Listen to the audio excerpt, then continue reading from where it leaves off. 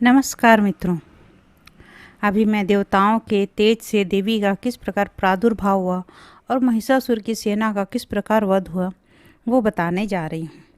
ऋषि कहते हैं, पूर्व काल में देवताओं और असुरों में पूरे 100 वर्षों तक घोर संग्राम हुआ था। उसमें असुरों का स्वामी महिषासुर था और देवताओं के नायक इंद्र थे। उस युद्ध में देवताओं की सेना महाबली असुरों से परास्त हो गई। संपूर्ण देवताओं को जीतकर महिषासुर इंद्र बन बैठा। तब पराजित देवता प्रजापति ब्रह्मा जी को आगे करके उस स्थान पर गए जहाँ भगवान शंकर और विष्णु विराजमान थे। देवताओं ने महिषासुर के पराक्रम तथा अपनी पराजय का यथावत वृत्तांत उन दोनों देवेश्वरों से विस्तार पूर्वक कह सुनाया। वे बोले, भगवान महिषासुर सूर्य, इंद्र, अग्नि, वायु, चंद्रमा, यम, वरुण तथा अन्य देवताओं के भी अधिकार छीनकर स्वयं ही सबका अधिष्ठाता बन बैठा है। उस दुरात्मा महिषासुर ने समस्त देवताओं को स्वर्ग से निकाल दिया है। अब वे मनुष्यों की भांति पृथ्वी पर विचरते हैं। देवताओं की यह सारी करतूत हमने आप लोगों से कह सुनाई। दैत्यों की सारी करतूत हमने आप लोगों से कह सुनाई। अब हम आपकी ही शरण में आए हैं। उसके बाद का कोई उपाय सोचे। इस प्रकार देवताओं के वचन सुनकर भगवान विष्णु और शिव जी ने दैत्यों पर बड़ा क्रोध किया। उनकी भौहें तन गई और मुंह टेढ़ा हो गया। तब अत्यंत कोप में भरे हुए चक्रपाणी श्री विष्णु जी के मुख से एक महान तेज प्रकट हुआ। इसी प्रकार ब्रह्मा, शंकर तथा इंद्र आदि अनन्य देवताओं के शरीर से भी बड़ा भारी तेज निकला। वह सब मिलकर एक हो गए। महान तेज का वह पुंज ज्वलायमान पर्वत सा जान पड़ा। देवताओं ने देखा कि वहाँ उनकी ये ज्वालाएं संपूर्ण दिशाओं में व्याप्त हो रही हैं। संपूर्ण देवताओं के शरीर से प्रकट हुए उस तेज की कहीं तुलना नहीं की जा सकती। एकत्रित होने पर वो एक नारी के रूप में परिणत हो गया और अपने प्रकाश से तीनों लोकों में व्याप्त जान पड़ा। भगवान शंकर का जो तेज था उससे उस देवी का मुख प्रकट हुआ। यमराज के तेज से उसके सिर में बाल निकल आए। श्री विष्णु भगवान के तेज से उसकी भुजाएं हुई और चंद्रमा के तेज से दोनों स्तनों का और इंद्र के तेज से मध्य भाग का प्रादुर्भाव हुआ। वरुण के तेज से जंघा और पिंडली तथा पृथ्वी के तेज से नितंब भाग प्रकट हुआ। ब्रह्मा के तेज से दोनों चरण और सूर्य के तेज से उनकी उंगलियां हुई। वसुओं के तेज से हाथों की उंगलियां, कुबेर के तेज से नासिका प्रकट हुई। उस देवी के दांत प्रजापति के तेज से और तीनों नेत्र अग्नि के तेज से प्रकट हुए। उनके भौहें संध्या के और कान वायु के तेज से उत्पन्न हुए थे। इसी प्रकार अनन्य देवताओं के तेज से उस कल्याणकारी देवी का प्रादुर्भाव हुआ। तदंतर समस्त देवताओं के तेज पुंज से प्रकट हुई देवी को देखकर महिषासुर के सताए हुए देवता बहुत प्रसन्न हुए। पिनाकधारी भगवान शंकर ने अपने शूल से एक शूल निकालकर उन्हें दिया। फिर भगवान विष्णु ने भी अपने चक्र से चक्र उत्पन्न करके भगवती को अर्पण किए। वरुण ने भी शंख भेंट किए। अग्नि ने उन्हें शक्ति दी और वायु ने धनुष तथा बाण से भरे हुए 2 तरकस प्रदान किए। सहस्त्र नेत्रों वाले देवराज इंद्र ने अपने वज्र से उत्पन्न करके एक ऐरावत हाथी से उतार कर 1 घंटा भी प्रदान किया। यमराज ने कालदंड से दंड, वरुण से पाश, प्रजापति से स्फटिकाक्ष की माला तथा ब्रह्मा जी ने कमंडलू भेंट किए। सूर्य ने देवी की समस्त रोमकूपों में अपनी किरणों का तेज भर दिया। काल ने उन्हें चमकती हुई ढाल और तलवार दी। क्षीर समुद्र ने उज्ज्वल हार तथा कभी जीर्ण न होने वाले 2 दिव्य वस्त्र भेंट किए तथा साथ ही साथ उन्होंने दिव्य चूड़ामणि दी। 2 कुंडल, कड़े, उज्ज्वल अर्धचंद्र, सब बाहु के लिए केयूर, दोनों चरणों के लिए निर्मल नुपुर, गले की सुंदर हंसली और सब उंगलियों में पहनने के लिए रत्नों की बड़ी अंगूठियां भी दी। विश्वकर्मा ने उन्हें अत्यंत निर्मल फरसा भेंट किया। साथ ही अनेक प्रकार के अस्त्र और अभेद कवच दिए।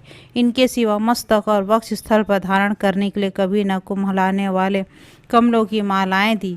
जलधि ने उन्हें सुंदर कमल का फूल भेंट किया। हिमालय ने सवारी के लिए सिंह तथा भांति भांति के रत्न समर्पित किए। धनाक्ष धनाध्यक्ष कुबेर ने मधु से भरा पान पात्र दिया तथा संपूर्ण नागों के राजा शेष ने, जो इस पृथ्वी को धारण करते हैं, उन्हें बहुमूल्य मणियों से विभूषित नाग हार भेंट दिए। इसी प्रकार अन्य देवताओं ने भी आभूषण और अस्त्र शस्त्र देकर देवी का सम्मान किया। तत्पश्चात उन्हें बारंबार अट्टहास पूर्वक उच्च स्वर से गर्जना की। उनके भयंकर नाद से संपूर्ण आकाश गूंज उठा। देवी का वह अत्यंत उच्च स्वर से किया हुआ सिंहनाद कहीं समा न सका। आकाश उसके सामने लघु प्रतीत होने लगा। उससे बड़े जोर की प्रतिध्वनि हुई, जिससे संपूर्ण विश्व में हलचल मच गई और समुद्र कांप उठे। पृथ्वी डोलने लगी और समस्त पर्वत हिलने लगे।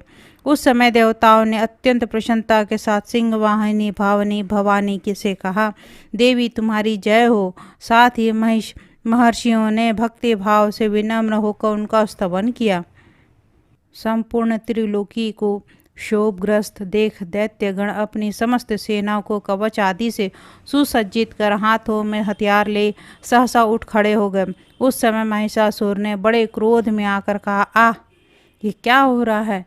फिर वह संपूर्ण असुरों को घिर कर उस सिंहनाद की ओर लक्ष्य करके दौड़ा और आगे पहुंचकर उसने देवी को देखा, जो अपनी प्रभा से तीनों लोक को प्रकाशित कर रही है। उनके चरणों के भार से पृथ्वी दबी जा रही थी, माथे के मुकुट से आकाश में रेखा सी खींच रही थी तथा वे अपने धनुष की टंकार से सातों पातालों को शुद्ध किए देती थी। देवी अपनी हजारों भुजाओं से संपूर्ण दिशाओं को आच्छादित करके खड़ी थी। तदंतर उनके साथ दैत्यों का युद्ध छिड़ गया। नाना प्रकार के अस्त्र और शस्त्रों के प्रहार से संपूर्ण असुर महिषासुर के जो सेना नायक थे, सब संपूर्ण असुर दिशाएं उद्भाषित होने लगे। चिक्षुर नामक महान असुर महिषासुर का जो सेना नायक था, वह देवी के साथ युद्ध करने लगा। अन्य देवताओं की चतुरांगिनी सेना साथ लेकर चामर भी लड़ने लगे। 60,000 रथियों के साथ आकर उदग्र नामक महादैत्य ने लोहा लिया। 1 करोड़ रथियों के साथ लेकर महाहनु नामक दैत्य युद्ध करने लगे, जिसके रोएं तलवार के समान तीखे थे। वह असिलोमा नामक दैत्य का 5 करोड़ रथी सैनिकों सहित युद्ध में आ डटा। 60 लाख रथियों से घिरा हुआ बाष्कल नामक दैत्य भी उस युद्ध भूमि में लड़ने लगा। परिवारित नामक राक्षस हाथी सवार और घुड़सवारों के अनेक दलों के तथा 1 करोड़ रथियों से की सेना लेकर युद्ध करने लगा। बिडाल नामक दैत्य 5 अरब रथियों से घिर कर लोहा लेने लगा। इनके अतिरिक्त और भी हजारों महादैत्य रथ हाथी घोड़ों की सेना लेकर वहां देवी के साथ युद्ध करने लगे। स्वयं महिषासुर उस रणभूमि में कोटि कोटि सहस्त्र रथ हाथी घोड़ों की सेना से घिरा हुआ खड़ा था। वे दैत्य देवी के साथ तोमर, भिंदीपाल, शक्ति, मूसल, खड़ग, परशु, पाटिस आदि अस्त्र शस्त्रों का प्रहार करते हुए युद्ध कर रहे थे। कुछ दैत्यों ने उन पर शक्ति का प्रहार किया, कुछ लोगों ने पाश फेंके तथा कुछ दूसरे दैत्यों ने खड़ग प्रहार करके देवी को मार डालने की कोशिश की। देवी ने भी क्रोध में भरकर खेल खेल में ही अपने अस्त्र शस्त्रों की वर्षा करके दैत्यों के वे समस्त अस्त्र शस्त्र काट डाले। उनके मुख पर परिश्रम तथा थकावट का रंच मात्र भी चिन्ह नहीं था। देवता और ऋषि उनकी स्तुति करते थे और वे भगवती परमेश्वरी दैत्यों के शरीरों पर अस्त्र शस्त्रों की वर्षा करती रही। देवी का वाहन व सिंह भी क्रोध से भरकर गर्दन के बालों को हिलाता हुआ असुरों की सेना में इस प्रकार विचरण करने लगा, मानो वनों में दावानल फैल रहा हो। रणभूमि में दैत्यों के साथ युद्ध करती हुई अंबिका देवी ने जितने नहीं श्वास छोड़े, वे सभी तत्काल सैकड़ों हजारों गणों के रूप में प्रकट हो गए और परशु, भिंदीपाल, खड़ग और पट्टिस आदि अस्त्रों द्वारा असुरों का सामना करने लगे। देवी की शक्ति से बड़े हुए वे गण असुरों का नाश करते हुए नगाड़ा और शंख आदि बाज बजाने लगे। उस संग्राम महोत्सव में कितने ही गण मृदंग बजा रहे थे। तदंतर देवी ने त्रिशूल से, गदा से शक्ति की वर्षा और खड़क आदि से सैकड़ों महादैत्यों का संहार कर डाला। कितनों को घंटे के भयंकर नाद से मूर्छित करके मार गिराया। बहुत तेरे दैत्यों को पास से बांधकर धरती पर घसीटा और कितने ही दैत्यों को उनकी तीखी तलवार से ही मारकर 2-2 टुकड़े कर हो गए।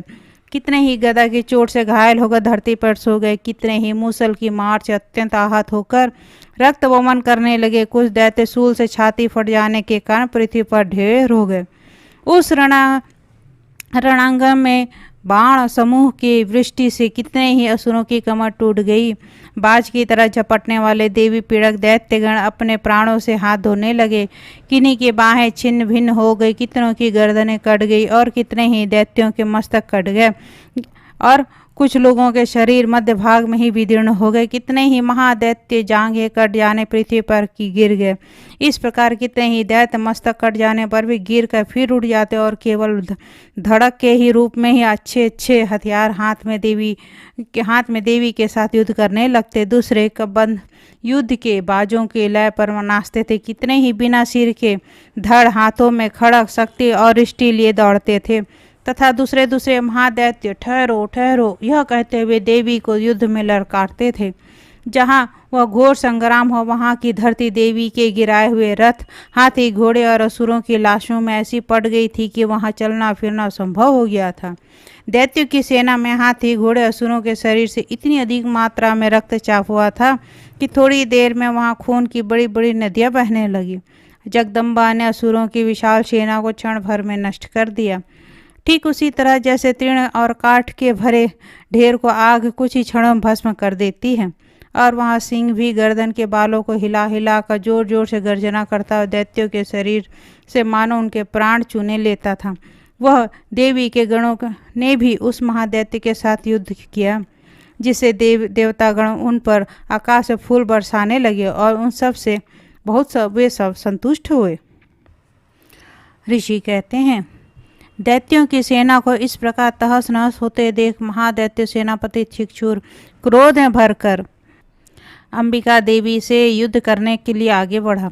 वह असुर रणभूमि में देवी के ऊपर इस प्रकार बाणों की वर्षा करने लगा जैसे बादल मेरुगिरी के शिखर पर पानी की धार बरसा रहा हो। तब देवी ने अपने बाणों से उसके बाण समूह का अनायास ही काट डाला और उसके घोड़े और सारथी को भी मार डाला। साथ ही उसके धनुष तथा अत्यंत ऊंची ध्वजा को भी तत्काल काट गिराया। धनुष कट जाने पर उसके अंगों को अपने बाणों से बींध डाला। धनुष, रथ, घोड़े, सारथी के नष्ट हो जाने पर वह असुर ढाल और तलवार लेकर देवी की ओर दौड़ने लगा। उसने तीखी धार वाली तलवार से सिंह के मस्तक पर चोट करके देवी की बाएं भुजा में बड़े वेग से प्रहार किया।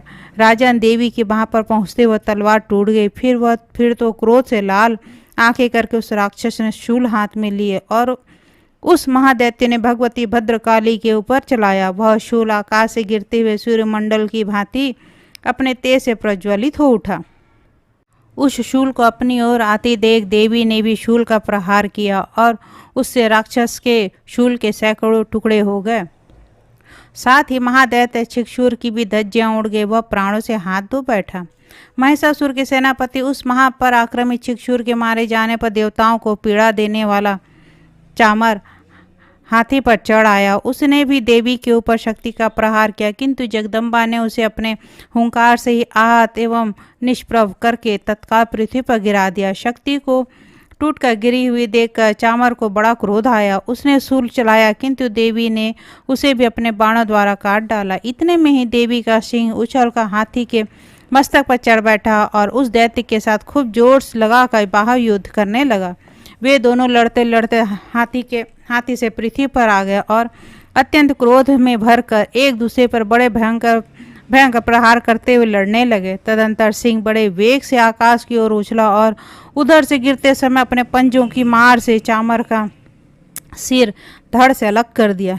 इसी प्रकार उदग्र भी शिला और वृक्ष आदि की मार खाकर रणभूमि में देवी के हाथों मारा गया तथा कराल भी दांतों, मुक्कों और थप्पड़ों की चोट से धराशायी हो गया। क्रोध में भरी हुई देवी ने गदा की चोट से उद्धत का कचूमर निकाल दिया। भिंदी पाल से वाशकल को तथा बाणों से ताम्र और अंधक को मौत के घाट उतार दिया। तीनों नेत्रों वाली परमेश्वरी ने त्रिशूल से उग्रास्य, उग्रवीर्य तथा महाहनु नामक दैत्यों को मार डाला। तलवार की चोट से विडाल के मस्तक को धड़ से अलग कर दिया। दुर्धर और दुर्मुख दोनों को भी अपने बाणों से हम लोग भेज दिया। इस प्रकार अपने सेना का संहार होते देख महिषासुर ने भैंसा का रूप धारण करके देवी के गणों को त्रास देना आरंभ किया। किन्हीं को थूथन से मारकर, किन्हीं को ऊपर खुरों के प्रहार करके, किन्हीं की पूंछ से चोट पहुंचाकर, कुछ को सिंगों से विदीर्ण करके, कुछ गणों को वेग से, किन्हीं को सिंहनाद करके, कुछ को चक्कर देकर और कितने को निश्वास वायु के झोंके से धराशायी कर दिया। इस प्रकार गणों की सेना को गिराकर वह असुर देवी महादेवी के सिंह को मारने के लिए झपटा, जिससे जगदम्बा को बड़ा क्रोध आया। उधर महापराक्रमी महिषासुर को भी क्रोध में भरकर धरती को खुरों से खोदने लगा तथा अपने सींगों से ऊंचे ऊंचे पर्वतों को उठाकर फेंकने लगा और गर्जना करने लगा। उसके वेग से चक्कर देने के कारण पृथ्वी शुद्ध होकर फटने लगी। उसकी पूंछ से टकराकर समुद्र सब ओर से धरती को डुबोने लगा। हिलते हुए सिंहों के आघात से विदीर्ण होकर बादलों के टुकड़े टुकड़े हो गए। उसके श्वास की प्रचंड वायु के वेग से उड़े हुए सैकड़ों पर्वत आकाश में से गिरने लगे। इस प्रकार क्रोध में भरे हुए उस महादैत्य को अपनी ओर आते देख चंडिका ने उसका वध करने के लिए महान क्रोध किया। उनके पास फेंक कर उस महान असुर को बांध लिए। उन महासंग्राम में बंध जाने पर उसने भैंसे का रूप त्याग दिया और तत्काल सिंह के रूप में वहां प्रकट हो गया। उस अवस्था में जगदम्बा ज्यों ही उस मस्तक काटने के लिए उद्यत तो ही वो खड़गधारी पुरुष के रूप में दिखाई देने लगा। तब देवी ने तुरंत ही बाणों की वर्षा करके ढाल और तलवार के साथ उस पुरुष को भी बींध डाला। इतने में वो महान गजराज के रूप में परिणत हो गया तथा अपनी सूंड से देवी के विशाल सिंह को खींचने और गर्जने लगा। खींचते समय देवी ने तलवार से उसकी सूंड काट डाली। तब उस महादैत्य ने पुनः भैंसे का रूप धारण कर लिया और पहले की भांति चराचर प्राणियों सहित तीनों लोगों को व्याकुल करने लगा। तब क्रोध में भरी हुई जगदम्बा माता चंडिका का बारंबार उत्तम मधु का पान करने वाली और लाल आंखें करके हंसने लगी और उधर वह बल और पराक्रम के मत से उन्मत्त हुआ राक्षस अपने सिंगों से चंडी के ऊपर पर्वतों को फेंकने लगा और डंकार करने लगा। उस समय देवी अपने बाणों के समूह से उसे फेंके हुए पर्वतों को चूर्ण करती हुई बोली। बोलते समय उनका मुख मधु के मत से लाल हो रहा था और वाणी लड़खड़ा रही थी। देवी ने कहा, ओ मूढ़, मैं जब तक मधु पीती हूँ तब तक तू क्षण भर के लिए खूब गर्ज ले। मेरे हाथ से यही तेरी मृत्यु हो जाने पर अब शीघ्र ही देवता भी गर्जना करेंगे। इस प्रकार यूं कहकर देवी उछली और उस महादैत्य के ऊपर चढ़ गई और अपने पैर से उसे दबाकर और उन्होंने शूल से उसके कंठ में आघात किया। उनके पैरों से दबे होने के कारण महिषासुर अपने मुख से दूसरे रूप में बाहर आने लगा। अभी आधे शरीर से ही बाहर निकल पाया था कि देवी ने अपने प्रभाव से उसे रोक दिया और आधा निकला होने पर भी वह महादैत्य देवी से युद्ध करने लगा। तब देवी ने बहुत बड़ी तलवार लेकर उसका मस्तक काट गिराया और फिर तो हाहाकार करती दैत्यों की सारी सेना भाग गई और संपूर्ण देवता अत्यंत प्रसन्न हो गए। देवताओं ने दिव्य महर्षियों के साथ दुर्गा देवी का स्तवन किया। गंधर्व राज गान करने लगे तथा अप्सराएं नृत्य करने लगी।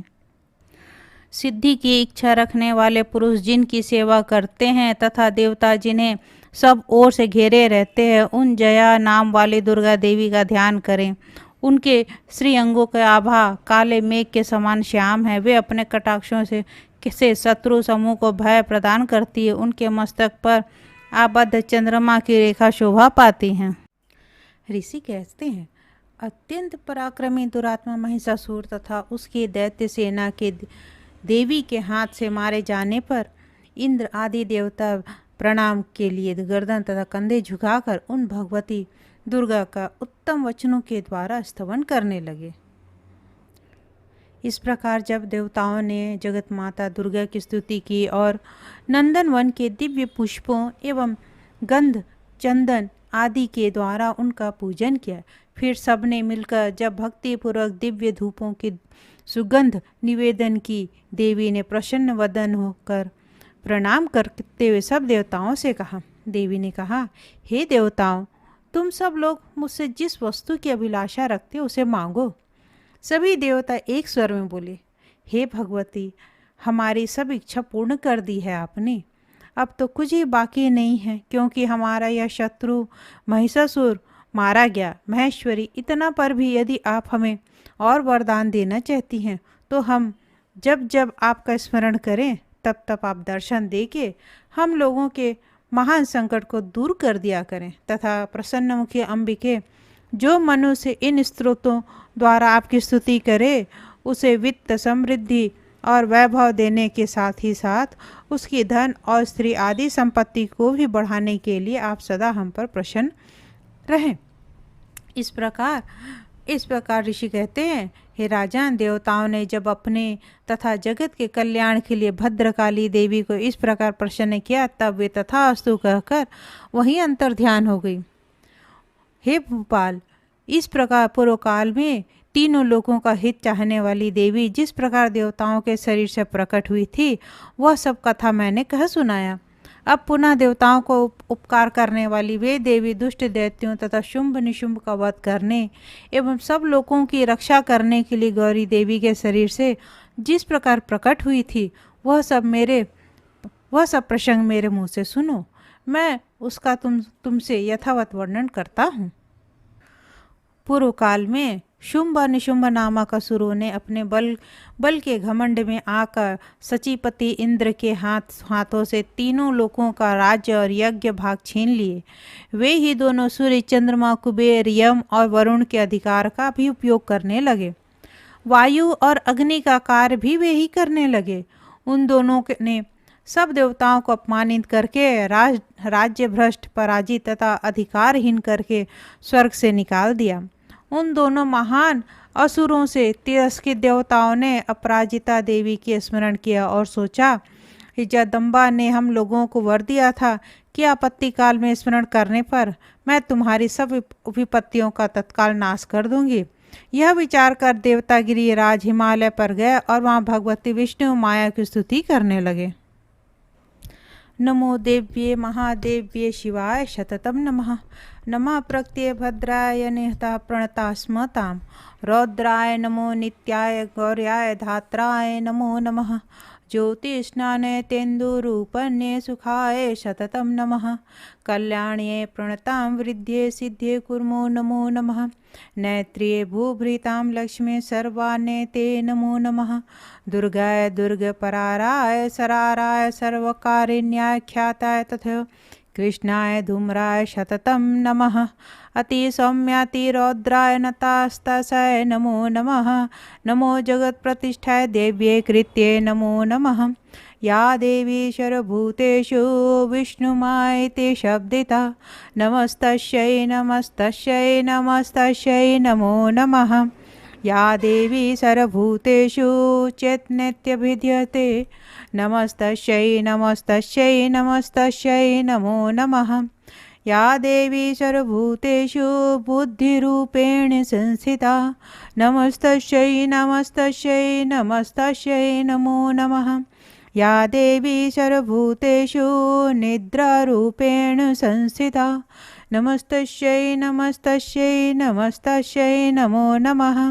या देवी सर्वभूतेषु क्षुधारूपेण संस्थिता नमस्तस्यै नमस्तस्यै नमस्तस्यै नमो नमः।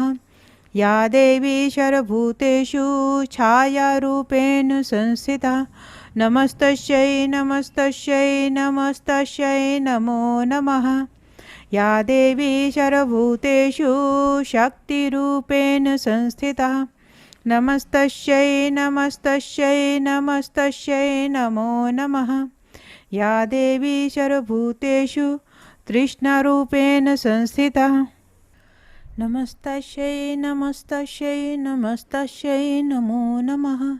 या देवी सर्वभूतेषु शान्तिरूपेण संस्थिता नमस्तस्यै नमस्तस्यै नमस्तस्यै नमो नमः।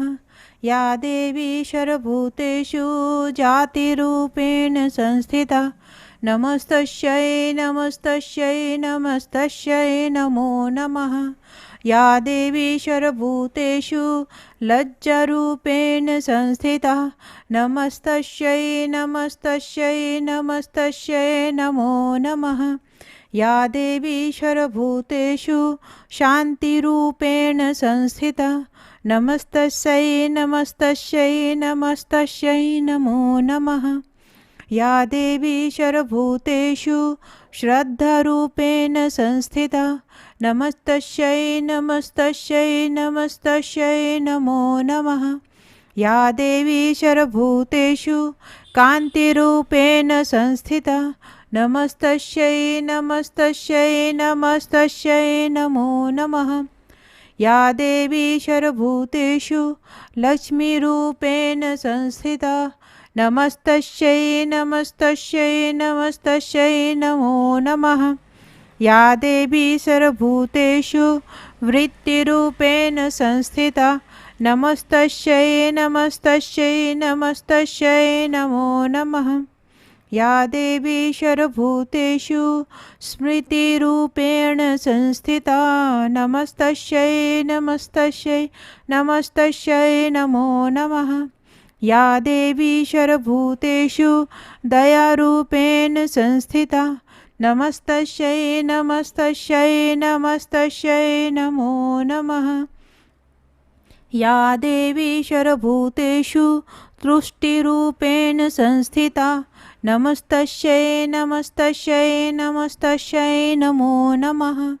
या देवी सर्वभूतेषु मातृरूपेण संस्थिता नमस्तस्यै नमस्तस्यै नमस्तस्यै नमो नमः।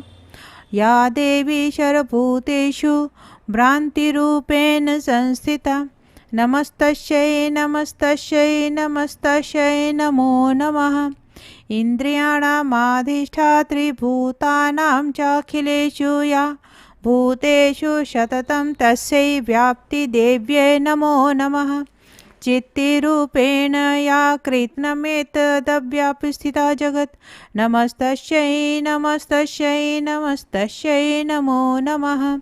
स्तुतासुरः पूर्वं भीष्टसंश्रया तथा सुरेन्द्रेण दिनेषु सेविता करोतु सा न शुभेतुरीश्वरी शुभानि भद्रयाणाभ्यन्तु चापदः। या साम्प्रतं चोद्यदैत्यतापिते रश्माभिरिषा च सूर्यर्नमस्यते या च स्मृता तत्क्षणमेव हन्ति न सर्वपदो भक्ति विनर्मूर्तिभिः। देवता बोले, देवी को नमस्कार है।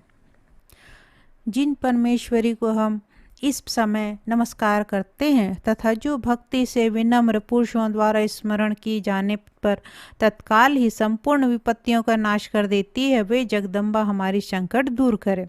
इस प्रकार ऋषि कहते हैं, राजन इस प्रकार जब देवता स्तुति कर रहे थे उस समय पार्वती देवी गंगा जी के जल में स्नान करने के लिए वहाँ आई। उस सुंदर भाव वाली भगवती ने देवताओं से पूछा, आप लोग यहाँ किसकी स्तुति करते हैं? तब उन्हीं के शरीर कोष से प्रकट हुई शिवा देवी बोली, शुंभ दैत्य से तिरस्कृत और युद्ध में निशुंभ से पराजित हो यहाँ एकत्रित हुए ये समस्त देवता यह मेरी ही स्तुति कर रहे हैं। पार्वती जी के शरीर कोष से अंबिका का प्रादुर्भाव हुआ था, इसलिए वे समस्त लोकों में कौशिकी कही जाती है। कौशिकी के प्रकट होने के बाद पार्वती देवी का शरीर काले रंग का हो गया, तब वे हिमालय पर रहने वाले कालिका देवी के नाम से विख्यात हुई। तदंतर शुंभ निशुंभ के भृत्य चंड मुंड वहां आए और उन्होंने परम मनोहर रूप धारण करने वाले अंबिका देवी को देखा। फिर वे शुंभ के पास जाकर बोले, महाराज एक अत्यंत मनोहर स्त्री है जो आपकी दिव्य कांति से हिमालय को प्रकाशित कर रही है। वैसा उत्तम रूप कहीं किसी ने भी नहीं देखा होगा। असुरेश्वर पता लगाइए वह देवी कौन है और उसे पकड़ लीजिए। स्त्रियों में वह तो रत्न है, उसका प्रत्येक अंग बहुत ही सुंदर तथा वह अपने श्री अंगों की प्रभा से संपूर्ण दिशाओं में प्रकाश फैला रही है। दैत्यराज अभी वह हिमालय पर ही मौजूद है, आप उसे देख सकते हैं। हे प्रभु, तीनों लोकों में मणि, हाथी, घोड़ी आदि जितने भी रत्न हैं वे सब इस समय आपके घर में शोभा पाते हैं। हाथियों में रत्नभूत ऐरावत, यह पारिजात का वृक्ष और यह उच्च श्रवा घोड़ा, यह सब आपने इंद्र से ले लिया है। हंसों से जुता हुआ यह विमान भी आपके आंगन में शोभा पाते हैं। यह रत्नभूत अद्भुत विमान जो पहले ब्रह्मा जी के पास थे अब आपके यहाँ लाया गया है। यह महापद्म नामक निधि अब आप कुबेर से छीन लिए हैं। समुद्र ने भी आपकी किंजलकिनी नामक की माला की भेंट की है। जो केसरों से सुशोभित है और जिसके कमल कभी कुम्हलाते नहीं हैं। सुवर्ण की वर्षा करने वाला वरुण का छत्र भी आपके घर में शोभा पाता है, तथा यह श्रेष्ठ रथ जो पहले प्रजापति के अधिकार में था अब आपके पास मौजूद है। दैत्येश्वर, मृत्यु की उत्क्रांतिदा नामक वाली शक्ति भी आपने छीन ली है, तथा वरुण का पास समुद्र में होने वाले सब प्रकार के रत्न आपके भाई निशुंभ के अधिकार में है। अग्नि भी स्वतः शुद्ध किए हुए 2 वस्त्र आपकी सेवा में अर्पित किए हैं। इस प्रकार सभी रत्न आपने एकत्रित कर लिए हैं। फिर जो यह स्त्रियों में रत्न कल्याणकारी देवी है, इसे आप क्यों नहीं अपने अधिकार में कर लेते हैं? ऋषि कहते हैं, चंड मुंड का यह वचन सुनकर शुंभ ने महादैत्य सुग्रीव की दूत बनाकर देवी के पास भेजा और कहा, तुम मेरी आज्ञा से उसके सामने ये बातें कहना और ऐसा उपाय करना जिससे वो प्रसन्न होकर शीघ्र ही यहाँ आ जाए। वह दूत पर्वत के अत्यंत रमणीय प्रदेश में जहाँ देवी मौजूद थी गया और मधुर वाणी में कोमल वचन में बोला। दूत ने कहा, हे देवी, दैत्यराज शुंभ इस समय तीनों लोकों के परमेश्वर हैं। मैं उन्हीं का भेजा हुआ दूत हूँ और यहाँ तुम्हारे ही पास आया हूँ। उनकी आज्ञा सदा सब देवताओं पर एक स्वर से मानते हैं, उनका कोई उल्लंघन नहीं कर सकता है। वे संपूर्ण देवताओं को परास्त कर चुके हैं। उन्होंने तुम्हारे लिए जो संदेश भेजा उसे सुनो। संपूर्ण त्रिलोकी मेरे अधिकार में है, देवता भी मेरे आज्ञा के अधीन है। संपूर्ण यज्ञों का भागों को मैं ही पृथक पृथक भोगता हूँ। तीनों लोकों में जितने श्रेष्ठ रत्न हैं वे सब मेरे अधिकार में हैं। देवराज इंद्र का वाहन ऐरावत जो हाथियों में रत्न के समान है, मैंने छीन लिया है। क्षीर सागर का मंथन करने से जो अश्वरत्न उच्च श्रवा प्रकट हुआ था, उसे देवताओं ने मेरे पैरों पर पड़कर समर्पित कर दिया है। हे सुंदरी, उनके सिवा और भी जितने रत्नभूत पदार्थ देवताओं, गंधर्वों और नागों के पास थे, वे सब मेरे ही पास आ गए हैं। हे देवी, हम लोग तुम्हें संसार की स्त्रियों में रत्न मानते हैं, अतः तुम हमारे पास आ जाओ, क्योंकि रत्नों का उपभोग करने वाले हम ही हैं। चंचल कटाक्षों वाली सुंदरी, तुम मेरी या मेरे भाई महापराक्रमी निशुंभ की सेवा में आ जाओ, क्योंकि तुम रत्न स्वरूपा हो। मेरा वरण करने से तुम्हें तुलना रहित महान ऐश्वर्य की प्राप्ति होगी। अपनी बुद्धि से विचार कर तुम मेरी पत्नी बन जाओ। ऋषि कहते हैं, दूत के यूं कहने पर कल्याणमयी भगवती दुर्गा देवी जो इस जगत को धारण करती है, वे मन ही मन गंभीर भाव से मुस्कुराई और इस प्रकार बोली, हे दूत, तुमने सत्य कहा है। इसमें तनिक भी मिथ्या नहीं है कि शुंभ तीनों लोगों का स्वामी है और निशुंभ भी उसी के समान पराक्रमी है। किंतु इस विषय मैंने जो प्रतिज्ञा कर ली उसे मिथ्या कैसे करूं? मैंने अपनी अल्प बुद्धि के कारण पहले से ही जो प्रतिज्ञा कर रखी है उसको सुनो। जो मुझे संग्राम में जीत लेगा, जो मेरे अभिमान को चूर्ण कर देगा, वह जो तथा संसार में जो मेरे समान बलवान होगा वही मेरा स्वामी होगा। इसलिए शुंभ अथवा महादैत्य निशुंभ स्वयं ही यहाँ पधारे और मुझे जीत कर शीघ्र ही मेरा पाणी ग्रहण कर ले। इसमें विलंब की क्या आवश्यकता है? दूत बोला, देवी, तुम घमंड में भरी हो। मेरे सामने ऐसी बातें ना करो। तीनों लोकों में कौन ऐसा पुरुष है जो शुंभ और निशुंभ के सामने खड़ा हो सके? देवी, अन्य दैत्यों के सामने भी सारे देवता युद्ध में नहीं ठहर सकते, फिर तुम अकेली स्त्री होकर कैसे ठहर सकती हो? जिन शुंभ आदि दैत्यों के सामने इंद्र आदि देवता भी युद्ध में खड़े नहीं हुए, उनके सामने तुम स्त्री होकर कैसे जाओगी? इसके लिए तुम मेरे ही कहने से शुंभ निशुंभ के पास चली जाओ। ऐसा करने से तुम्हारे गौरव की रक्षा होगी, अन्यथा जब वे केस पकड़कर घसीटेंगे तब तुम्हें अपनी प्रतिष्ठा को खोकर जाना पड़ेगा। देवी ने कहा, तुम्हारा कहना ठीक है। शुंभ बलवान है, निशुंभ भी बड़े पराक्रमी है, किंतु क्या करूं? मैंने पहले बिना सोचे समझे प्रतिज्ञा कर ली है, अतः अब तुम जाओ। मैंने तुमसे जो कुछ कहा है वो अपने दैत्यराज से आदरपूर्वक कहना, फिर वो जो उचित जान पड़े करें। मैं सर्वगेश्वर भैरव के अंग के निवास करने वाली ये परमोत्कृष्ट पद्मावती देवी का चिंतन करता हूँ। वे नागराज के आसन पर बैठी हैं। नागों को फणी से सुशोभित होने वाले मणियों की विशाल मालाएं उनके देहलता उद्भाषित हो रही हैं। सूर्य के समान उनका तेज है। 3 नेत्र उनकी शोभा बढ़ा रहे हैं। वे हाथों में माला, कुंभ, कपाल और कमल लिए हुए हैं तथा उनके मस्तक पर अर्धचंद्रा का मुकुट सुशोभित हो रहा है। ऋषि कहते हैं, देवी का यह कथन सुनकर दूत को बड़ा अमर्ष हुआ और उसने दैत्यराज के पास जाकर सब समाचार विस्तार पूर्वक कह सुनाया। दूत के उस वचन को सुनकर दैत्यराज कुपित हो उठा और दैत्य सेना धूम्रलोचन से बोला, धूम्रलोचन, तुम शीघ्र अपनी सेना के साथ जाओ और उद्दिष्टा के केस को पकड़कर घसीटते हुए जबरदस्ती यहाँ लेकर आओ। उसकी रक्षा करने के लिए यदि कोई दूसरा खड़ा हो तो वह देवता, यक्ष अथवा गंधर्व कोई भी क्यों न हो, उसे अवश्य मार डालना। ऋषि कहते हैं, सुम्य के इस प्रकार प्राज्ञा देने पर वह धूम्रलोचन दैत्य 60,000 असुरों की सेना लेकर वहां से तुरंत चला गया। वहां पहुंचकर उसने हिमालय पर रहने वाली उस देवी को देखा और ललकार कर कहा, अरे तू शुंभ निशुंभ के पास चल। यदि इस समय प्रसन्नतापूर्वक मेरे स्वामी के समीप नहीं चलेगी तो मैं बलपूर्वक बाल पकड़कर घसीटते हुए तुझे लेके जाऊंगा। देवी बोली, तुम्हें दैत्यों के राजा ने भेजा है, तुम स्वयं भी बलवान हो और तुम्हारे साथ विशाल सेना भी है। ऐसी दशा में यदि मुझे बलपूर्वक ले चलोगे तो मैं तुम्हारा क्या कर सकती हूँ। ऋषि कहते हैं, देवी के यो कहने पर असुर धूम्रलोचन उनकी ओर दौड़ा और अंबिका ने शब्द के उच्चारण मात्र से उसको भस्म कर दिया। फिर तो क्रोध में भरी हुई दैत्यों की विशाल सेना अंबिका के एक दूसरे पर तीखे विषाय को शक्तियों तथा फारसों की वर्षा आरंभ की। इतने में ही देवी का वाहन सिंह क्रोध में भयंकर भयंकर गर्जना करके गर्दन से के बालों को हिलाता हुआ असुरों की सेना में कूद पड़ा। उसने कुछ दैत्यों को पंजे से मार दिया, कितनों को अपने जबड़ों से और कितनों को ही महादैत्यों को पटक कर ऊंट की दाढ़ी से घायल करके मार डाला। उस सिंह ने अपने नखों से कितने के पेट फाड़ डाले और कितने को पंजा मार कर सिर को धड़ से अलग कर दिया। कितनों की भुजाएं और मस्तक काट डाले और अपने गर्दन के बाल हिलाते हुए उसने दूसरे दैत्यों को पेट फाड़ दिए तथा उसका रस चूस लिया। अत्यंत क्रोध में भरे हुए देवी के वाहन उस महाबली सिंह के क्षण भर ही असुरों की सेना का संहार कर डाला।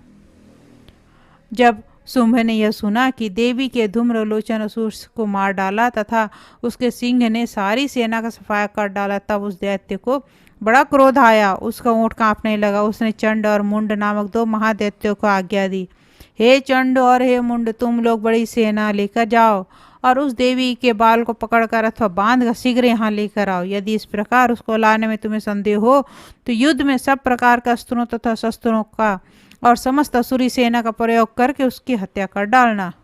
उस दुष्ट आत्मा की हत्या होने पर तथा सिंह के मारे जाने पर उस अंबिका को बांधकर शीघ्र लौट आना।